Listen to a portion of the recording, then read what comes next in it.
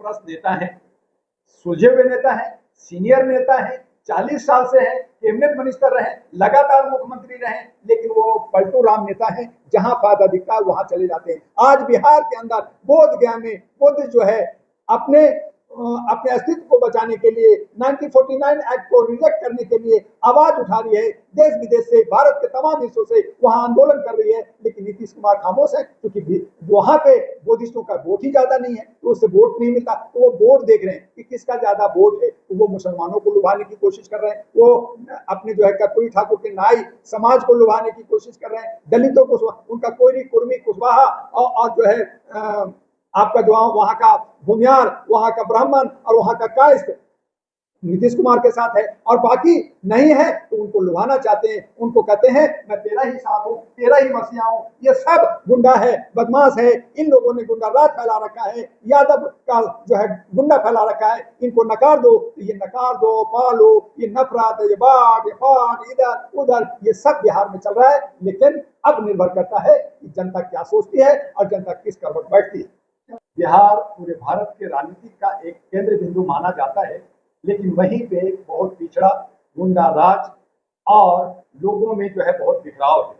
सभी मौकाप्रस्त लोग हैं, किसी तरह से सब चाहते हैं कि मुझे मुख्यमंत्री सीट मिल जाए, मुझे कैबिनेट मंत्री मिल जाए, मैं बहुत बड़ा नेता बन जाऊं, और इसकी वजह से वहां गुटबाजी होते रहता है। और ये जब देखते हैं कि मैं अकेला नहीं रहूंगा, तो वहां पलटू राम भी बहुत सारे फायदा लेते हैं। जैसे नीतीश जी के बारे में बेहतर आप लोग और जनता जानती है, उसी तरह से जब रामविलास पासवान जी थे, वो भी इसी तरह से कभी इधर और कभी उधर होते रहते थे। आज उनका बेटा चिराग पासवान उनके ही नक्शो कदम पर कभी इधर कभी उधर कर रहे हैं, और वो भागते रहते हैं कि जनता किस करवट बैठेगी, कौन देगी, क्योंकि उनका वोट जो है दलित और शोषित का है, पिछड़ों का है। इसलिए वो कहते हैं कि पिछड़ा मेरे साथ हो जाओ, मैं मुख्यमंत्री बन जाऊंगा। तो वो एक आशावादी, एक उम्मीद लगा के बैठते हैं, और दूसरी तरफ देखते हैं कि मैं अकेला नहीं आऊंगा, तो फिर वो नीतीश कुमार के साथ जाते हैं, वो जो है एनडीए के साथ जाते हैं। तो जनता दिग्भ्रमित हो जाती है कि किसको साथ दे और किसको साथ देने। हर आदमी वोट साधने में लगा है,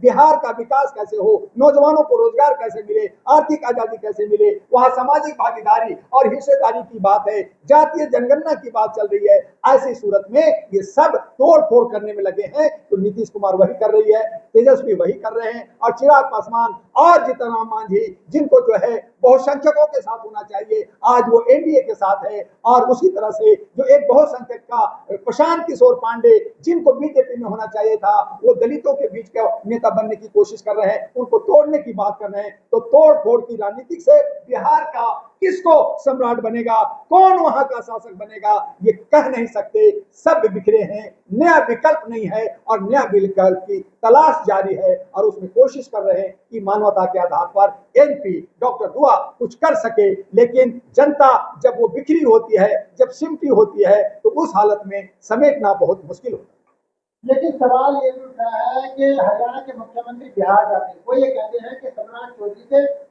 नेतृत्व में चुनाव लड़ा जाएगा, और अमित शाह कहते हैं कि नीतीश कुमार के नेतृत्व में चुनाव लड़ा जाएगा। तो आपको नहीं लगता है एनडीए गठबंधन के अंदर टूट फैल रही है? ये टूट नहीं है, बहुत बड़ी साजिश है जर्नलिस्ट महोदय। ये सब जो है वहां पे जातीय समीकरण बहुत हावी है। तो एक नाई समाज को अलग लेना चाहते हैं, चौधरी समाज को अलग लेना चाहते हैं, भूमियार अलग गेम खेलता है, कुर्मी अलग खेलता है, कुशवाहा अलग खेलता है, मुस्लिम अलग खेलता है, मुसलमानों में बांट दिया गया है, उसमें पासमानदा कर दिया गया है। तो जितनी 17% जो मुसलमान है, उसमें 95% पासमानदा अति पिछड़ा है, जिनको ये साधने की कोशिश करते हैं। तो हर कोई कहता मैं तेरा नेता हूं, मैं तेरा नेता हूं, और इस तरह से बांटने की प्रवृत्ति बनी हुई है। और बांट करके कुछ हिस्सा ले करके एक जगह जमा हो जाएंगे डाकू लोग, और फिर बिहार को मिलेगा ठेंगा, बिहार का विकास नहीं होगा, और वही गुंडा राज चलता रहेगा जो चलता रहा है। लेकिन जिस तरीके से इंडिया गठबंधन बना है, उसको लेकर हो रही है कि शायद गठबंधन ना पटना जी के तेजस्वी को मुख्यमंत्री बनाने की बात हो रही है। क्या लगता है कि कांग्रेस पार्टी तेजस्वी को मुख्यमंत्री बनाने पर सहमत होगी? जर्नलिस्ट महोदय, मैं क्योंकि बिहार से हूँ, और मेरी भी एक पार्टी वहां लॉन्च कर रही है, 44 पार्टियां बिहार में लड़ रही है। वहां मैं गांव-गांव, शहर-शहर, हर जिले का भ्रमण कर रहा हूं, मेरे कार्यकर्ता भ्रमण कर रहे हैं। मैं बेहतर आपको इसलिए बता रहा हूं क्योंकि वहां पे यादव समुदाय तेजस्वी के साथ हैं, लेकिन मुसलमान और जो अति पिछड़ा जो 38% हैं, जिसमें नाई, दुनिया, और कहार जो भी और बहुत सारे छोटे छोटे जातियां हैं, वो कहीं ना कहीं विस्मित है कि कहा जाए। तो उन सबको तोड़ने की जो चक्र चल रहा है, ऐसी सूरत में जब 44 और 45 और हो सकता है कि 2-4 और पार्टियां चुनाव आते आते नॉमिनेशन आते आते 50 पार्टियां हो जाए, तो ये पार्टियां भी एनडीए यानी बीजेपी पैदा कर रही है। कांग्रेस का जनाधार बिहार में बहुत ज्यादा अच्छा नहीं है, क्योंकि जब से जयप्रकाश नारायण का आंदोलन चला था तब से ही कांग्रेस का बुरी हालत बिहार में है और कांग्रेस पे विश्वास नहीं है। लेकिन फिर भी कुछ बहुत सारे लोग पुराने कांग्रेसी हैं, तो कुछ हिस्सा आ जाए। तेजस्वी चाहता है कि कांग्रेस आगे भी ना आए, वो मुख्यमंत्री बने, और राहुल चाहते हैं कि मेरी वर्चस्व बना रहे। तेजस्वी कहता है कि मैं भी कांग्रेस को 30 सीट दूंगा, वो कहता 100 सीट दूंगा। तो ये बंटवारे में लड़ाई है, जैसे हरियाणा में लड़ाई हुआ, जैसे दिल्ली में लड़ाई हुआ, ऐसे बिहार में अभी देखते जाइए। खेला अभी बाकी है, अभी 2-3 महीना बाकी है, और ये 2-3 महीने के अंदर बहुत कुछ आपको देखने को मिलेगा बिहार में, और बहुत कुछ देखेंगे बदलाव, और बहुत कुछ देखेंगे इधर से उधर पलटू राम को, और फिर देखेंगे कि किसका। लेकिन जनता को सोचना होगा कि क्या हम इन सब के साथ जाएं या नया विकल्प बनाएं। तो एनडीए भी पेशो पेश में है, और मेरा अब तक का अनुभव है कि ये सब तोड़ फोड़ में एनडीए बाजी मार जाएगी, वहां बीजेपी सरकार बना सकती है जैसे दिल्ली में बनाई है, और ये जनता की हार होगी। लेकिन चिराग पासवान कह रहे हैं कि मुझे 35 से 40 वोट चाहिए, सीट चाहिए। आपको लगता है कि एनडीए दे पाएगी उन्हें? ये प्रेशर बना रहे हैं, इनका पहले से तय हो चुका है कि उनको 5, 6, 7 सीटें मिलना है, और 2, 4, 5 सीटें आपका जो है जीतन मांझी को, चिराग पासवान को 5 सीट लोकसभा में मिली थी, 5 सीट 5 जीत गए तो मान लीजिए 10 मिल जाएंगे इसमें। इसलिए जितना बीजेपी ने तय करेंगे वही मिलेगा। ये एक प्रेशर बना रखे, दबाव बना रखे, हमें ज्यादा मिल जाए।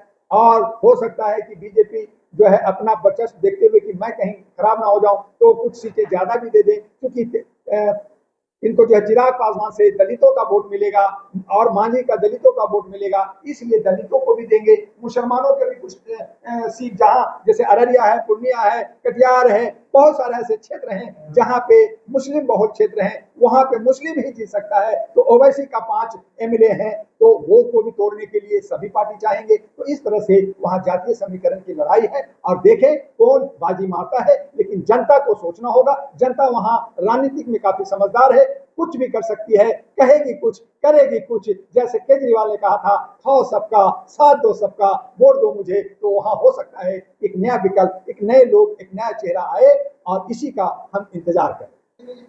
देखिए धीरे धीरे वक्त का कानून जो है, अगर चुनाव के 1 महीना पहले होता ये संशोधन, तो बीजेपी को बहुत बड़ा फायदा हो जाता, और विपक्ष को भी कुछ फायदा होता अलग अलग जातीय समीकरण से। लेकिन चूंकि अब इसमें डिस्टेंस ज्यादा आ गया है, समझने की जरूरत है। यहाँ पे वक्फ के मतलब होता है अल्लाह के नाम पे दी गई प्रॉपर्टी, जिसको सरकार कब्जा करना चाहती है, होटल मोटरसाइकिल और व्यापारियों को देना चाहती है अपने कॉर्पोरेट। ये अभी वो लिखित नहीं है, लेकिन मंशा कुछ ऐसा ही है। दूसरी तरफ वक्फ की जमीन जो गरीबों का है और यतीमों का है, बेवाओं का है, उसका हिस्सा नहीं मिलता। वो जो है सामंतवादी जो बड़े मुसलमान हैं, जैसे असद मदनी है, ओवैसी हैं, और जैसे हमारे केरला के जो है अबू बकर हैं, ऐसे तमाम बड़े बड़े मुल्लाओं के हाथ में है, जो नहीं होना चाहिए। जनता का, गरीब मुसलमानों का होना चाहिए। तो उसका किसका हो, इसी पर सुप्रीम कोर्ट में लगातार बात चली है, और उस पे आदेश जो है अभी सुरक्षित है, अभी आदेश सुरक्षित है। दूसरा, सुप्रीम कोर्ट ने कहा कि जितने भी हाईवे रोड के बगल में मस्जिद है या दरगाह है या कब्रिस्तान है, उसको बुलडोजर चला दो, यही सुप्रीम कोर्ट ने ऑर्डर दे दिया है। और बाकी जय रहा गवई साहब का, तो सरकार के दबाव में है, प्रेशर में है। ढाक का 3 पात नोटिफिकेशन होगा, थोड़ा ये कर दो, मुसलमान इसमें नहीं जाए, हिंदू कोई नहीं जाएगा, मुसलमान ही रहेगा। तो ये लीपा पोती वाली बात है, और कम बेश सरकार को फायदा होगा, सरकार की मंशा पूरा होगा, और उससे लड़ने के लिए जनता को आगे आना होगा। सवाल आखिर ये है कि क्या नीतीश कुमार का मुस्लिम समाज नाराज है? देखिए वो